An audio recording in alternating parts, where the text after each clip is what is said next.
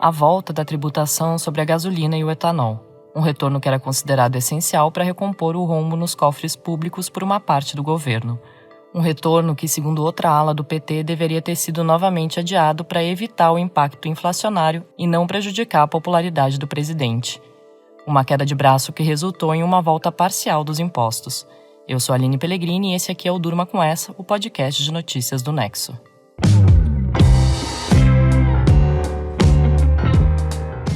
Olá, eu sou o Marcelo Rubsec e estou aqui com a Aline para apresentar esse podcast que vai ao ar todo começo de noite, de segunda a sexta, sempre com notícias instigantes que podem continuar a ecoar por aí.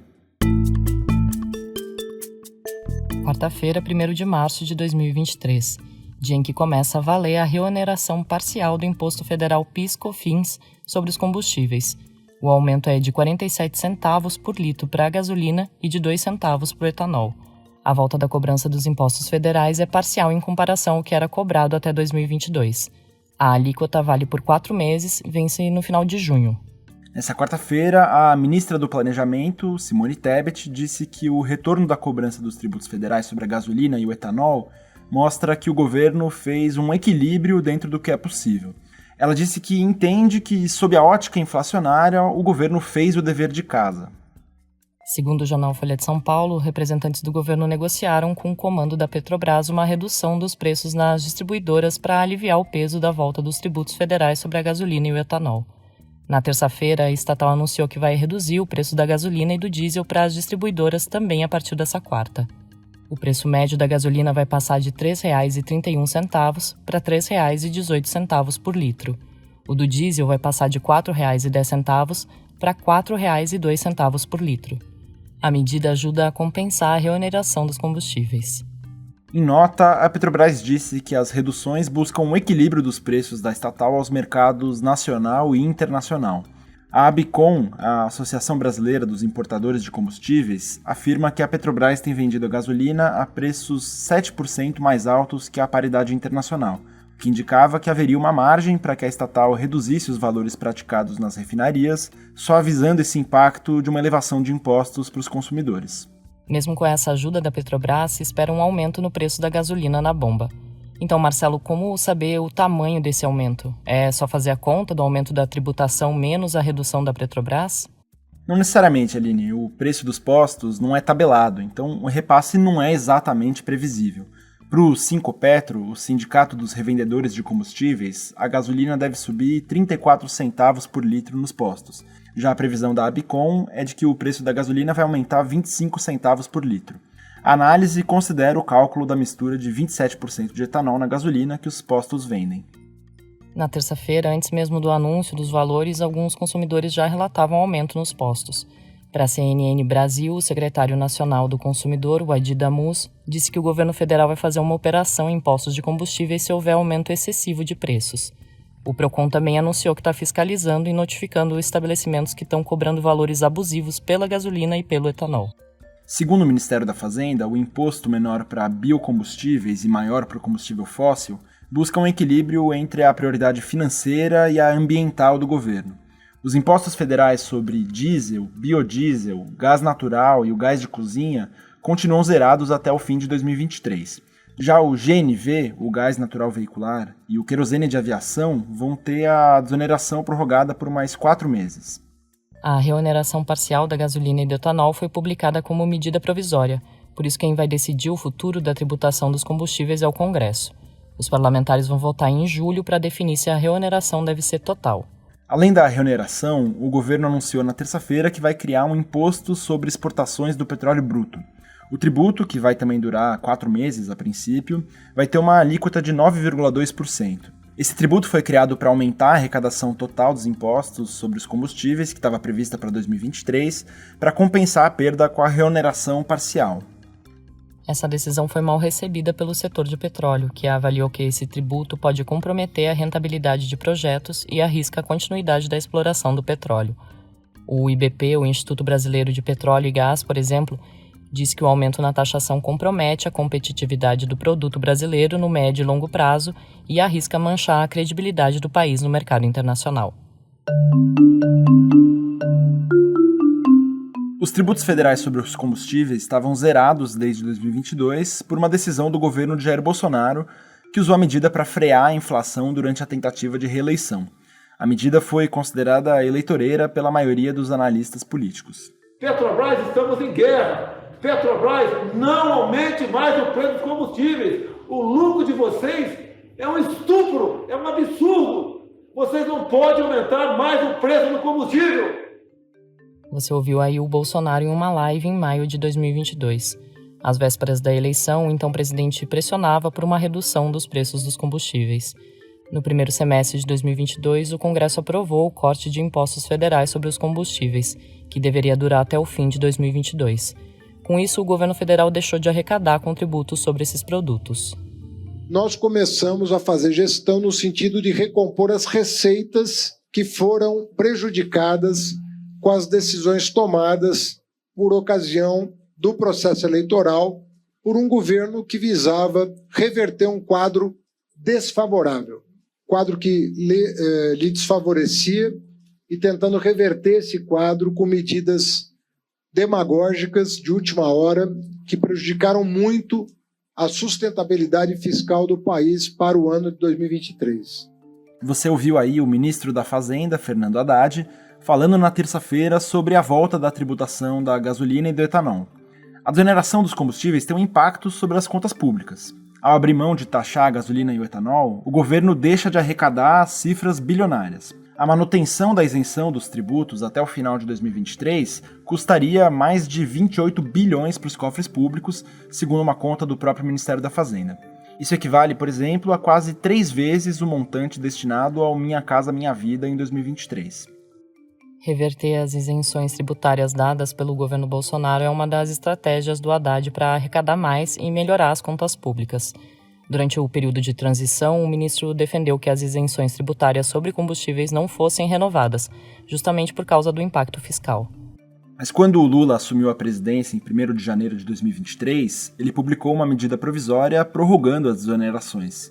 Foi aí que as isenções sobre a gasolina e o etanol tiveram a isenção levada até 28 de fevereiro de 2023. E aí começou um embate entre a ala política e a econômica do governo. A presidente do PT, Gleisi Hoffmann, e o presidente do BNDES, Aloysio Mercadante, defenderam que a isenção fosse mantida. A preocupação deles era com o possível impacto inflacionário do aumento da tributação sobre os combustíveis e também com o efeito que isso poderia ter sobre a popularidade do Lula. Os combustíveis são um dos itens que compõem o orçamento das famílias brasileiras. Por isso, o retorno da tributação significa que a inflação no país tende a ficar maior. Quer dizer, com mais imposto, maior fica o peso no bolso das famílias. Mas como a maioria das projeções para a inflação em 2023 considerava a reoneração integral dos tributos e o governo anunciou a volta parcial, alguns analistas estão revisando agora as projeções da inflação para baixo.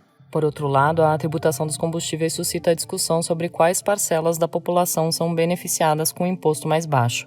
A gasolina e o etanol são mais consumidos por pessoas que têm carro, que geralmente pertencem às faixas médias e altas de renda.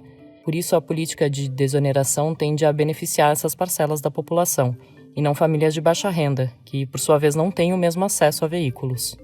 A presidente do PT afirmou que não era contra taxar combustíveis, mas disse que fazer isso agora era penalizar o consumidor, gerar mais inflação e descumprir o compromisso de campanha. Ela defendia que a decisão sobre a reoneração fosse tomada em abril, depois da definição do novo Conselho de Administração da Petrobras. Isso porque ela defende também uma nova política de preços para a estatal. A atual política atrela o preço dos combustíveis no Brasil às variações do petróleo no mercado internacional. Ela foi adotada no governo Michel Temer e permitiu lucros recordes para a Petrobras, enquanto os preços dos combustíveis puxaram fortemente a inflação no país, sobretudo no primeiro semestre de 2022.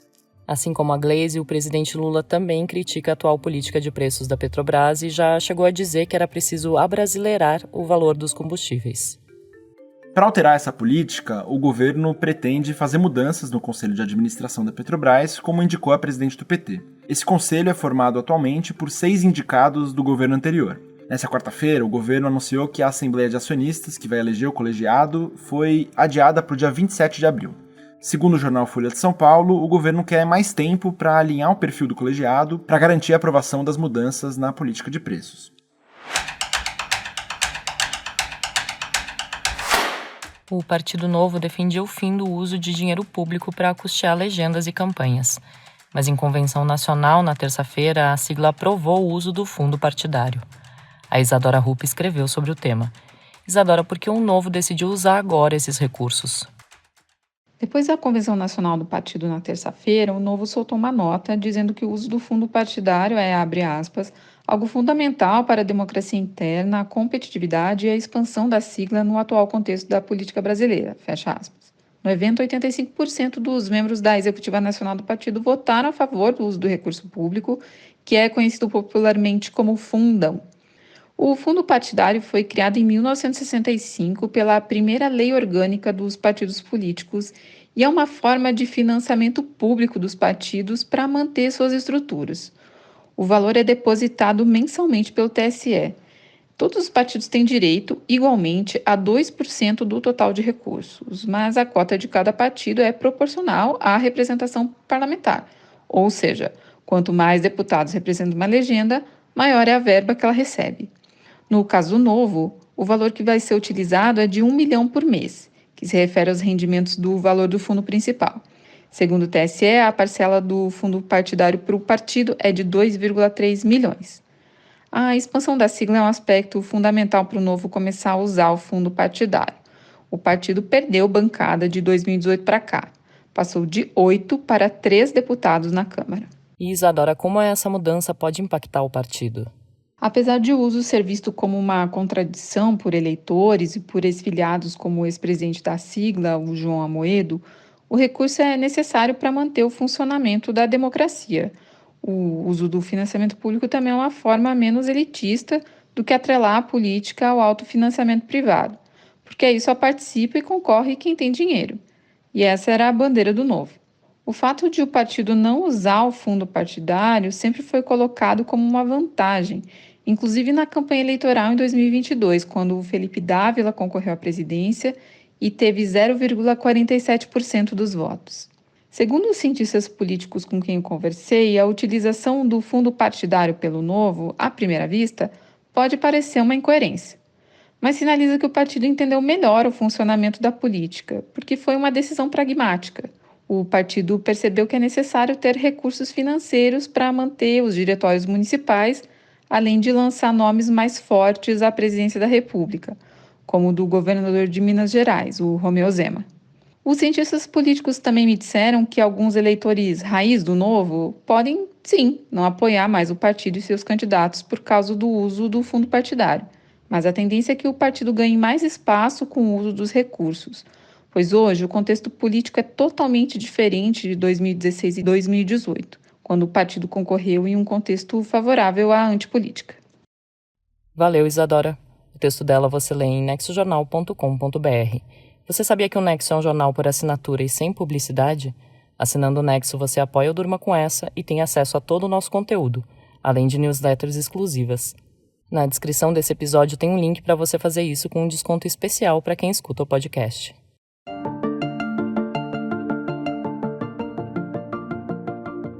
A crise humanitária causada pelas invasões do garimpo ilegal na terra indígena Yanomami tem como pano de fundo também a necessidade de incentivar uma economia local e sustentável na região amazônica. Esse é o tema de um texto de opinião da jornalista Vanessa Adachi, cofundadora do site Reset, que estreou nessa semana como colunista da editoria Ponto Futuro. Por trás da tragédia dos Yanomami, claramente estão o desmonte das estruturas de comando e controle na Amazônia e o avanço do crime organizado. Mas eu também enxergo entre as causas a ausência de uma economia da floresta, porque hoje falta um projeto de desenvolvimento sustentável para a Amazônia. Como que a gente faz a conta fechar, né? Como é que você torna uma árvore em pé mais valiosa que atividades que envolvem o desmate, como a agropecuária, como a agricultura extensiva da soja, né, que tem avançado sobre a região. Eu acredito que a resposta passa pela estruturação de novos negócios que valorizem a floresta, né, com geração de renda local, que é super importante. E tem que ter política pública para favorecer o surgimento dessa nova economia da floresta, né. Sem a atuação do Estado, é muito difícil, criando os incentivos corretos, as políticas corretas, as regras para isso acontecer e solucionando também toda a carência de saúde, educação e infraestrutura que a região amazônica enfrenta de forma muito mais gritante do que outras regiões do país, né? Nos últimos anos, aqui no Reset, a gente tem feito a cobertura de uma série de iniciativas que eu acho muito interessantes, tanto de projetos de geração de créditos de carbono a partir da preservação da floresta em pé, e a venda desse crédito de carbono chega para compor uma receita importante, né, para quem é o proprietário dessas áreas, ajudando a fechar mesmo essa conta, né, que atividades que você desenvolve ali com a floresta em pé que vão render mais do que outras atividades. Então o carbono vem para compor essa receita. E outra frente muito importante que tem acontecido são negócios de impacto mesmo, né, muita coisa na frente de bioeconomia, do próprio reflorestamento e tal.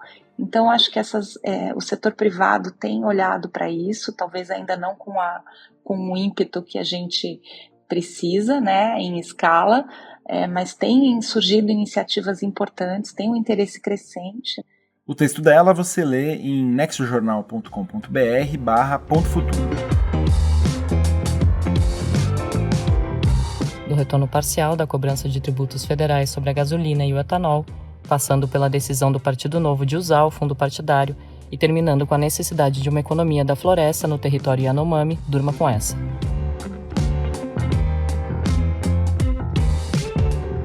Com roteiro de Aline Pellegrini, edição de texto de Marcelo Rubissec, participações de Isadora Rupp e Vanessa Dashi e edição de áudio de Pedro Pastoriz, termina aqui mais um Durma com essa. Amanhã tem mais.